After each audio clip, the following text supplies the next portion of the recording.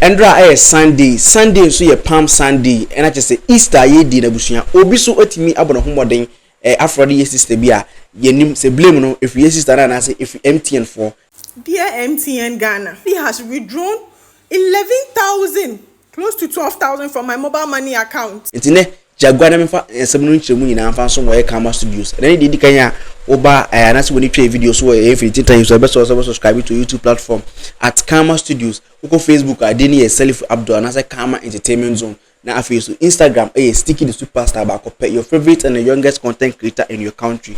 Now the story is very simple. Obushi say the big kan no ye nua ba fe so no Palm Sunday ye nyina yakọ Nyankopon enima ko bom pa ya sre body factor say body ye na fimu nyina no nkofo ehun konkonsa ye die mama fa nkofo yere no ne nkofo guess erade from so fa nchem ye Easter Palm Sunday yakọ asore de ma ko bom pa ye mo wutimi obi timi geji oba pa no ahwe ne saa ni na esi ntidua ye nua ba yi Palm Sunday abusia obi kwabrane a wochi mu MTN fonim hu bi atwene 11,000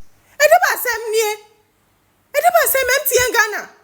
After some 11,000 we na nkosi ho a almost sign esan bo homodin esan twe 220 something Ghana cedis na yes sika no total amount of kabo mu a it is almost 12,000 Ghana cedis e be kan 120 million.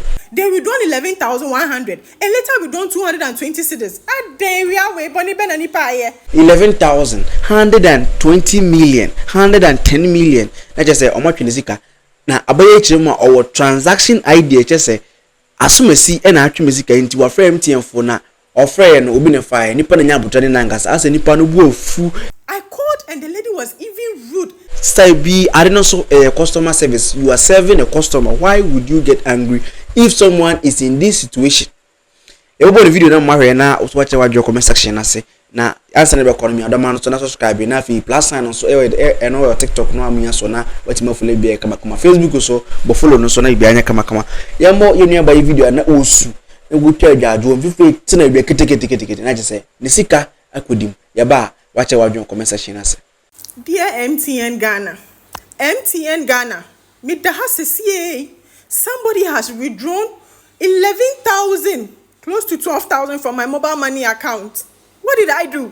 Nothing. Nobody has called me for any transaction ID. Nobody has called me for my mobile money PIN. So how come I called your office after seeing the transaction and they are telling me I should hold on for 15 working days? 15 working days saying, are we safe? MTN Ghana. I called and the lady was even rude. 11,000. Is it so soft to come by? Is it soft to come by MTN Ghana? Why? Every day fraud. I called your office and all they could tell me is I should wait for 15 working days. And the people have cleared all my accounts. 11,000 cedis are there. MTN Ghana, please do something about this. I beg you. Some people's money, my money, I never send me. 12,000 Ghana cedis. MTN Ghana, I have screenshots here with transaction ID. So if I haven't approved anything, I haven't approved my mobile money, how come somebody can enter my mobile money and withdraw all my money from my account? MTN Ghana. This very hot Sunday afternoon. They withdrawn 11,100 and later withdrawn 220 cedis. Then we are way boni benani pa here. MTN Ghana, shefi free to me.